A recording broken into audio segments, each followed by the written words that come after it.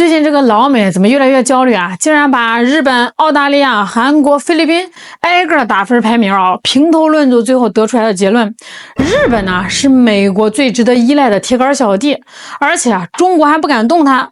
你别说，这个美国人还真就爱干这事啊，整天演讲推演着怎么对付中国。最近啊，美国一个挺有名的智库叫卡内基国际和平基金会的，就正儿八经的出了个报告啊。今天啊，咱们就借着这份报告啊，聊聊美国这葫芦里到底是卖的什么药。首先啊，咱们得先看美国这个选拔标准，人家智库报告里写的是明明白白，一个理想的盟友得满足3个条件。第一呢，贡献要大，说白了啊，就是得能出钱、出人、出地盘，大哥让你干啥，你得真干。第二呢，想法要少啊，就是让你别有自己的小九九，大哥说往东，你绝不能往西，让你打狗，你不能撵鸡。这第三呢，风险还得可控啊，就是你不能太能惹事啊，别大哥还没动手呢，你先把自己给玩没了，或者是把大哥也拖下水，就拿这3条标准去套，一拍大腿，这个不就是照着日本写的吗？简直是完美范本啊！所以啊，报告里毫不犹豫的给了日本最高分。为啥呢？理由那是相当足啊！哎，你看啊，首先论这个贡献，全亚洲最大的美国军事基地在哪儿？在日本呀，驻日美军好几万人啊，吃喝拉撒睡，日本政府啊每年都得掏出大笔的钱养着。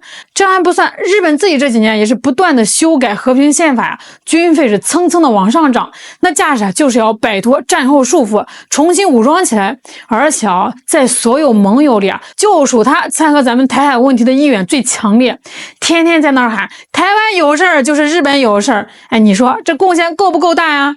其次，论地理位置啊，这个没得说呀，这日本就趴在咱们家门口，是第一岛链最关键的一环。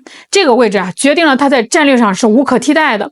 最后论历史矛盾，这个咱就更清楚了啊。这历史上的那些恩恩怨怨啊，让它跟咱们之间始终有个解不开的疙瘩。那这一点啊，在美国人看来简直是太完美了，都不用自己费劲挑拨离间了，人家自己就有动力。所以你看呢，要人有人，要地有地，要钱有钱，还有主观能动性，这不就是美国人眼里最完美的旗舰产品吗？但是呢，这风险问题咋解决呢？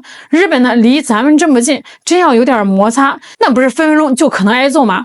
哎，美国智库的高招就来了啊！他们在报告的风险那一栏啊，给这个日本打了个标签，叫几乎为零。他们的逻辑是啥呢？他们说啊，中国呢是一个负责任的大国，不太可能主动去攻击另一个地区大国。你品品这个话啊，这听着特别像是在安慰日本，小老弟，你别怕，他不敢打你。但是实际上呢，这更像是一种怂恿，一种催眠啊，就是在跟日本人说啊，你放心大胆的往前冲，去挑衅，去当马前卒，有大哥在后面给你撑腰，他不敢把你怎么样。这不就是明摆着要把这个日本推到最前面，当那个炮灰嘛，给你戴个高帽，让你飘飘然，然后心甘情愿的去火中取栗。这算盘打到啊，那是在华盛顿都能听到东京的回响啊。说完了排第一的日本，咱们再来看看排第2位的澳大利亚。报告对澳大利亚的评价那叫一个省心省力。把它比作啥呢？如果说日本啊是那个需要精心保养、耗油量大，但是性能强劲的豪华跑车，那澳大利亚就是那个皮实耐用、不怎么费油，关键时候啊也能拉货的丰田皮卡。它离得远，但是跟中国没啥历史恩怨啊，直接冲突的风险低。而且澳大利亚这几年表现也是特别的乖啊。美国说要搞个奥库斯核潜艇联盟，他二话不说就加入了，把自己最大的贸易伙伴给得罪了也在所不惜啊。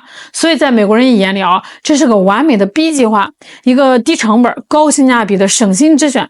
但是你别以为日本和澳大利亚这些精英们就傻看不透这盘棋啊，尤其是日本啊，他们也有自己的小算盘。他们想的是正好借着美国这股东风，实现自己所谓的国家正常化，彻底摆脱战后束缚，成为一个新的军事大国。其实说白了就是想利用大哥办自己的事儿。可是美国是谁啊？那是玩鹰的老手啊，能让你这只鹰飞出自己的手掌心？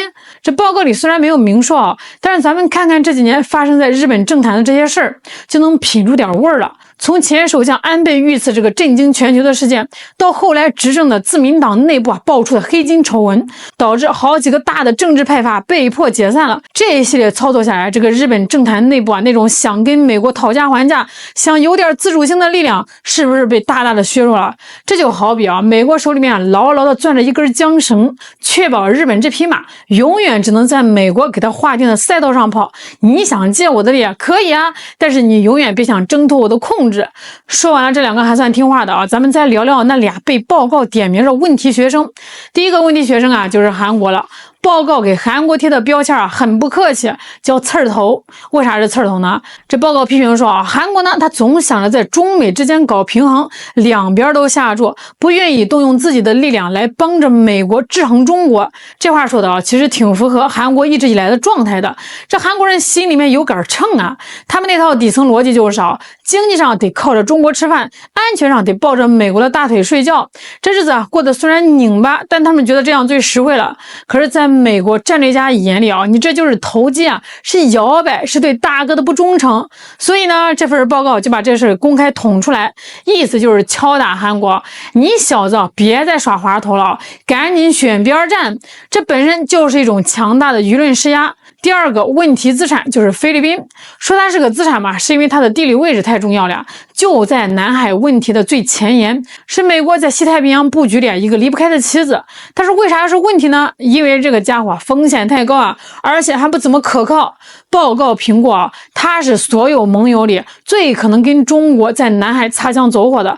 但最让美国头疼的是菲律宾从头到尾都没松口，没有承诺说万一这个台海有事会允许美军使用他的军事基地。你看，这就是个高风险投资你得天天哄着他，给他点好处，他才帮你吆喝两声。但是真到了要动真格的时候他可能会两手一摊说，大哥，这事我不干了，我家还有事儿呢。这种不确定性让这个美国对他是又爱又恨得时刻提防着，时不时得敲打一下。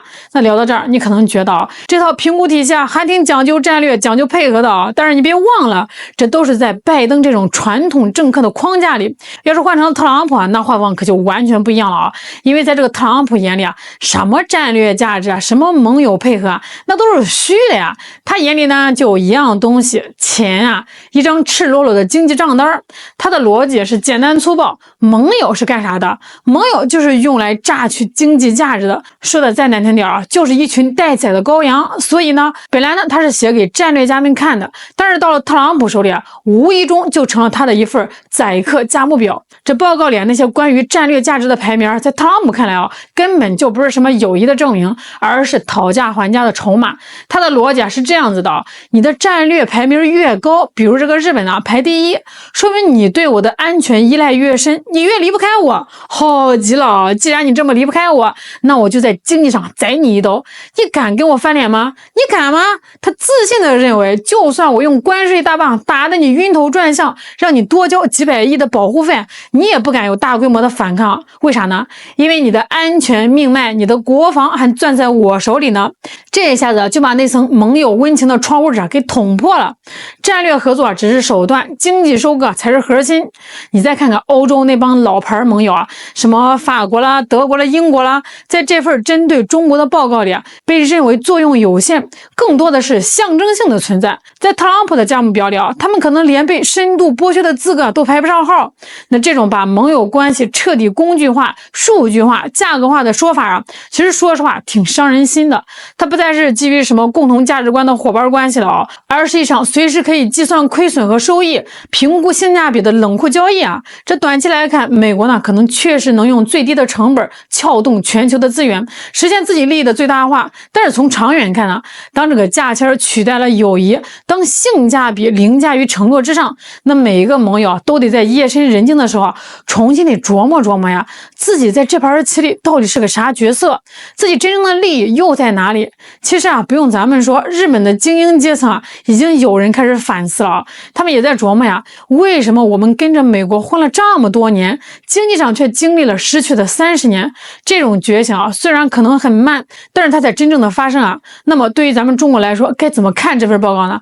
其实外部环境怎么变终究是次要的，咱们们与其天天花精力去猜这个美国今天又要拉拢谁，明天又要打压谁，不如把这个目光收回到咱们自己身上。